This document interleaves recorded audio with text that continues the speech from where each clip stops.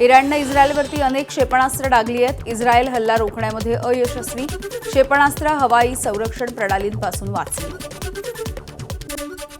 Israel आणि अमेरिकेकडून इराणवरती मोठा हल्ला करण्यात आलाय। इराणची राजधानी तेहरानमधील मेहराबादल आंतरराष्ट्रीय विमानतळावरती हल्ला। इराणच्या क्षेपणास्त्र हल्ल्यानं इस्रायलची राजधानी हादरून गेली आहे। इस्रायलकडून इराणी हल्ल्याचा नवीन व्हिडिओ देखील जारी। निवासी भागामधल्या हल्ल्यानंतर इस्रायलमध्ये मोठं नुकसान। महायुद्धाच्या 12व्या दिवशी इराणनं प्रत्युत्तर देणं सुरू ठेवलंय। इराणचा पुन्हा एकदा इस्रायलवरती क्षेपणास्त्रांनी हल्ला। अमेरिका इस्रायली यांच्या 4 संवेदनशील ठिकाणांवरती हल्ला। इराणनं पोस्ट केला प्रत्युत्तराच्या हल्ल्याचा व्हिडिओ। IRGCनं क्षेपणास्त्र हल्ल्याचा व्हिडिओ पोस्ट केलाय। आखातामधील अमेरिकन तळांना लक्ष्य करण्यात आलं। अनेक इस्रायली लक्ष्यांवरही हल्ला। लेबनॉनवरती इस्रायली हल्ले सुरू आहेत। लेबनॉनची राजधानी बैरूतमध्ये जोरदार बॉम्बस्फोट, स्फोटाच्या नंतर आगीचे लोळ। इस्रायलकडून लेबनॉनची राजधानी बैरूतवरती मोठा हवाई हल्ला, महत्वाची इमारत लक्ष्य। इमारतीमध्ये हिजबुल्लाचा महत्वाचा अधिकारी राहत असल्याची माहिती। ठराविक माळ्यांवरच नेमका हल्ला करण्यात आलाय।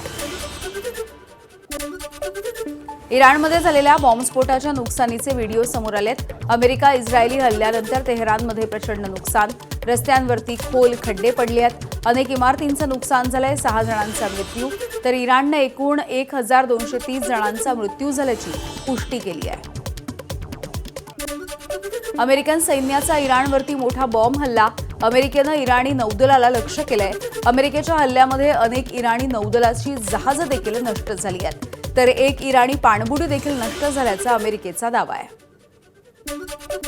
पनवेलमध्ये घरगुती गॅस सिलेंडर मिळावा यासाठी लोकांच्या सकाळपासूनच रांगा लागल्या।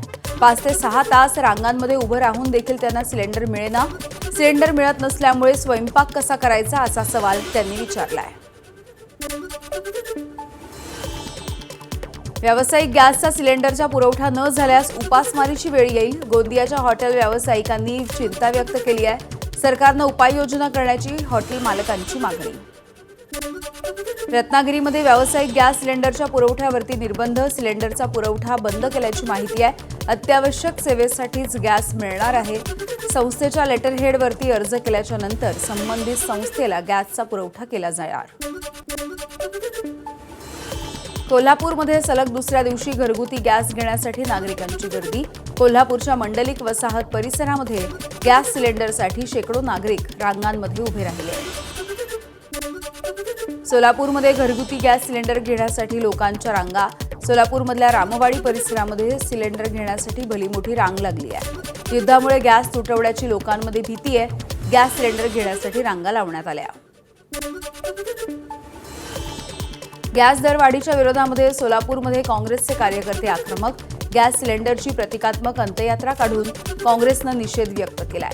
काँग्रेसचे शहराध्यक्ष चेतन नरोटे यांच्या नेतृत्वाखाली आंदोलन। नवी मुंबईमध्ये गॅस पुरवठा एजन्सीच्या समोर चक्क पोलिसांचा बंदोबस्त। रांगेत उभ्या असलेल्या लोकांमध्ये भांडणं होत आहेत। वाद सोडवण्यासाठी पोलीस आणि होमगार्डच्या कर्मचाऱ्यांना तैनात करण्यात आलं। अमेरिका, इस्रायल आणि इराणमध्ये अद्यापही युद्ध सुरू आहे। त्यामुळे गॅस सिलेंडरचा तुटवडा होणार असल्याची भीती आहे। त्यामुळे गॅस सिलेंडर मिळावा म्हणून भंडाऱ्यामध्ये पहाटेपासून एजन्सीच्या समोर लोकांनी रांगा लावल्या। आखाती देशामध्ये सुरू असलेल्या युद्धामुळे राज्यामध्ये गॅसचा तुटवडा निर्माण झालाय। सिलेंडर मिळत नसल्याची लोकांमध्ये भीती आहे। त्यामुळे सिलेंडर मिळावा यासाठी सध्या लोक रांगा लावतात। अहिल्यानगरमध्ये घरगुती गॅस सिलेंडरचा तुटवडा नाहीये, तरी देखील लोकांनी एजन्सीच्या समोर गर्दी केली आहे। दरम्यान अहिल्यानगरच्या जिल्हाधिकाऱ्यांनी गॅसचा कृत्रिम तुटवडा रोखण्यासाठी 16 पथकं स्थापन केली। सिलेंडर घेण्यासाठी गर्दी न करण्याचं जिल्हाधिकाऱ्यांचं आवाहन। साठेबाजी करणाऱ्यांवरती कडक कारवाई केली जाणार आहे। यवतमाळ जिल्हाधिकारी विकास मीना ॲक्शन मोडवरती। घरगुती सिलेंडर धारकांना तुटवडा निर्माण होऊ नये म्हणून कमर्शियल व्यावसायिक गॅस पुरवठा सध्या बंद केलाय। काळा बाजार करणाऱ्यांवरती लक्ष ठेवण्यासाठी 16 पथकांची निर्मिती।